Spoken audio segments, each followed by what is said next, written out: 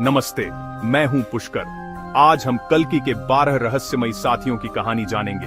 जब कलयुग के अंत में भगवान विष्णु का 10वां अवतार कल्कि प्रकट होंगे तो वे अकेले नहीं होंगे। उनके साथ होंगे 12 दिव्य योद्धा जिनकी पहचान आज भी रहस्य है। क्या ये योद्धा हमारे बीच ही हैं? इस वीडियो में हम इन योद्धाओं के नाम और रहस्य जानेंगे। तो चलिए शुरू करते हैं ये रहस्यमयी यात्रा। भगवान परशुराम, अमर योद्धा, आज भी महेंद्र पर्वत पर तपस्या में लीन हैं।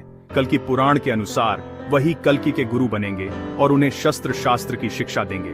परशुराम का क्रोध प्रचंड है, ज्ञान गहरा, उनका दिव्य फरसा आज भी उनके पास है। कल्कि और परशुराम का मिलन 2 युगों का संगम होगा।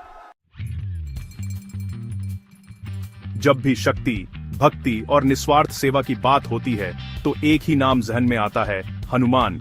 त्रेता युग में उन्होंने भगवान राम की सेवा की और आज भी माना जाता है कि वो गंधमादन पर्वत पर वास करते हैं। ग्रंथों में उल्लेख है कि हनुमान जी कल्कि अवतार के सबसे शक्तिशाली सहयोगी होंगे। कल्पना कीजिए, जब कल्कि की सेना का मार्गदर्शन स्वयं हनुमान कर रहे होंगे। हनुमान जी सिर्फ एक योद्धा नहीं, बुद्धि और विवेक के भी प्रतीक हैं। वो धर्म के पक्ष में हैं और जब अधर्म बढ़ेगा तो धर्म की रक्षा के लिए प्रकट होंगे। महाभारत का एक पात्र जिसकी कहानी दर्द, पश्चाताप और अमृता के इर्द गिर्द घूमती है, अश्वत्थामा। द्रोणाचार्य का पुत्र, महान योद्धा जिसे कृष्ण ने युगों तक भटकने का शाप दिया।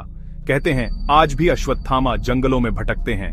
भविष्य पुराण के अनुसार कल्कि के पक्ष में लड़ डटेंगे। कल के अवतार ही उन्हें शाप से मुक्ति दिलाएंगे। उनकी कहानी सिखाती है, पश्चाताप की अग्नि पाप को भस्म कर सकती है। महाभारत काल के चिरंजीवी कृपाचार्य, कौरवों और पांडवों के कुलगुरु, महान धनुर्धर और नीति के जाता। उन्होंने धर्म अधर्म का युद्ध देखा और अनुभव से सीखा। कल्कि पुराण के अनुसार कृपाचार्य कल्कि के मुख्य सलाहकार बनेंगे। अपने अनुभव से वो कल्कि को सही मार्ग दिखाएंगे। त्रेता युग में जब रावण के आतंक के सामने सब झुक गए, तब विभीषण धर्म के साथ खड़े रहे। रावण का भाई होते हुए भी उन्होंने अधर्म का त्याग किया और भगवान राम की शरण ली। विभीषण का जीवन धर्म के लिए समर्पित है। कलयुग में जब अधर्म बढ़ेगा, विभीषण कल्कि के लिए रणनीतिकार और सहयोगी बनेंगे। एक ऐसा असुर राजा जो अपने वचन और दानवीरता के लिए देवताओं में भी सम्माननीय है, राजा बलि। प्रहलाद के पौत्र बलि इतने शक्तिशाली हो गए थे कि उन्होंने इंद्र को हराकर स्वर्ग पर भी अधिकार कर लिया था। भगवान वामन ने 2 पग में ही पृथ्वी और आकाश नाप लिए। जब तीसरे पग के लिए कोई स्थान नहीं बचा तो राजा बलि ने अपना सिर आगे कर दिया। उनकी इस दानवीरता से प्रसन्न होकर भगवान विष्णु ने उन्हें अमृता का वरदान दिया और पाताल लोक का राजा बना दिया।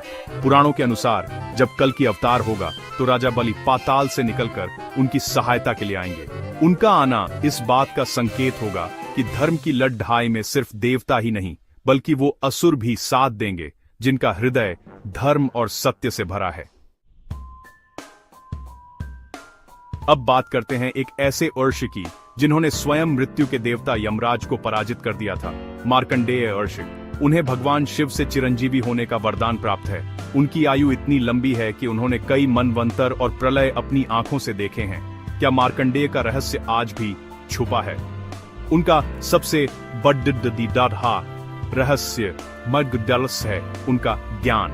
वो सृष्टि के आरंभ से लेकर अंत तक के हर रहस्य को जानते हैं। कल्कि पुराण में यह बताया गया है कि मार्कंडेय अर्षि भी कल्कि के सहयोगियों में से एक होंगे। सोचिए, जब कल्कि को किसी प्राचीन माया या किसी भूले हुए अस्त्र का सामना करना पड़ रहेगा तो मार्कंडेय अर्षि का ज्ञान ही उनके काम आएगा। वो कल्कि को बताएंगे कि किस युग में किस अधर्मी का नाश कैसे किया गया था। जिस महाकाव्य महाभारत को हम आज पढ़ते हैं उसके रचयिता कौन हैं? महर्षि वेद व्यास। कृष्ण द्वैपायन व्यास, जिन्हें हम वेद व्यास के नाम से जानते हैं, वो भी 7 चिरंजीवियों में से एक हैं। क्या वेद व्यास फिर से कल्कि के साथ होंगे? निश्चित रूप से। जैसे उन्होंने महाभारत के युद्ध को दिशा दी, वैसे ही वो कल्कि के धर्म युद्ध में भी एक महत्वपूर्ण भूमिका निभाएंगे। वेद व्यास त्रिकालदर्शी हैं। वो भूत, वर्तमान और भविष्य तीनों को देख सकते हैं। वेद व्यास का सबसे बड़ा योगदान होगा कल्कि पुराण को पूरा करना। जैसे उन्होंने महाभारत लिखी, वैसे ही वो कल्कि के पूरे जीवन, उनके युद्ध और एक नए युग की स्थापना की गाथा को लिखेंगे। अब हमारी सूची में कुछ ऐसे नाम हैं जो आपको चौंका सकते हैं, क्योंकि ये चिरंजीवी नहीं हैं। इनमें पहला नाम है गुरु द्रोणाचार्य का, महाभारत के महान गुरु, जिन्होंने कौरवों और पांडवों दोनों को शस्त्र विद्या सिखाई। क्या द्रोणाचार्य फिर से शिक्षा देंगे? कहा जाता है कि द्रोणाचार्य की आत्मा को एक विशेष उद्देश्य के लिए संरक्षित किया गया है। जब कल्कि को एक ऐसे गुरु की आवश्यकता होगी जो उन्हें हर प्रकार की युद्ध कला में निपुण बना सके, तब द्रोणाचार्य की आत्मा एक नए शरीर में जन्म लेगी। इस बार वो धर्म के पक्ष में होंगे। वो अपनी पूरी निष्ठा और ज्ञान से कल्कि को तैयार करेंगे। सोचिए, परशुराम शास्त्र और दिव्य अस्त्रों का ज्ञान देंगे और द्रोणाचार्य युद्ध की रणनीतियों और हर तरह के शस्त्र को चलाने की कला सिखाएंगे। तीनों लोकों में अबाध गति से विचरण करने वाले, देवताओं और मनुष्यों के बीच संवाद का सेतु देवर्षि नारद, नारायण नारायण का जाप करते हुए वो कहीं भी किसी भी समय प्रकट हो सकते हैं। क्या नारद फिर से कल्कि के संदेश लाएंगे? बिल्कुल। कलयुग के अंत में जब देवता सीधे सीधे हस्तक्षेप नहीं कर पाएंगे, तब नारद मुनि ही कल्कि और देवलोक के बीच की कड़डी ही बनेंगे। वो कल्कि को देवताओं के संदेश पहुंचाएंगे। नारद मुनि की भूमिका सिर्फ सूचना देने तक सीमित नहीं रहेगी। वो अपनी वीणा के संगीत से कल्कि की सेना में उत्साह भरेंगे और अपनी ज्ञान की बातों से उनका मनोबल बढ़ाएंगे। नारद मुनि का होना मतलब ब्रह्मांड की हर खबर पर कल्कि की पकड़ डीडीएच होना। सत्य और वचन के पालन के लिए अपना राजपाट, अपनी पत्नी और अपने पुत्र सब कुछ दांव पर लगा देने वाले राजा हरिश्चंद्र। उनकी कहानी सत्य की पराकाष्ठा का प्रतीक है। यह भी द्रोणाचार्य की तरह पुनर्जन्म का एक सिद्धांत है। माना जाता है कि जब कलयुग में झूठ, फरेब और धोखा अपने चरम पर होगा, तब सत्य के प्रतीक के रूप में राजा हरिश्चंद्र की आत्मा फिर से जन्म लेगी। जब चारों ओर अधर्म और अन्याय होगा, तब हरिश्चंद्र जैसा सत्यनिष्ठ व्यक्ति ही न्याय की मशाल को जलाए रखेगा। वो कल्कि को सिखाएंगे कि एक राजा के लिए सत्य का पालन करना कितना आवश्यक है। और अंत में 12वें योद्धा के रूप में जिनका नाम आता है, वो स्वयं अनंत शक्ति के प्रतीक हैं, शेषनाग। वही शेषनाग जिनके 1000 फनों पर यह पूरी पृथ्वी टिकी हुई है। क्या शेषनाग फिर से प्रकट होंगे? जी हां, यह लगभग तय है। जब उनके स्वामी भगवान विष्णु स्वयं कल्कि के रूप में पृथ्वी पर अवतरित होंगे, तो शेषनाग कैसे पीछे रह सकते हैं? उनकी शक्ति अनंत है। एक हुंकार से वो पूरी सृष्टि को कंपा सकते हैं। बलराम के रूप में उन्होंने अपने हल से ही बड्ढे बड्ढे असुरों का संहार किया था। शेषनाग का अवतार इस बात का प्रतीक होगा कि जब भगवान स्वयं धर्म की स्थापना के लिए आते हैं, तो उनकी दिव्य शक्तियां भी उनके साथ ही अवतरित होती हैं। ये थे कल्कि अवतार के 12 संभावित योद्धा।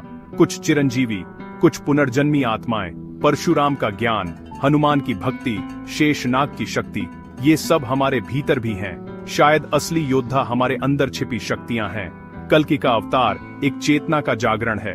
अगर आपको ये रहस्य पसंद आए तो परिवार से जुड़ें। मैं हूं पुष्कर, मिलता हूं अगले वीडियो में। नमस्ते।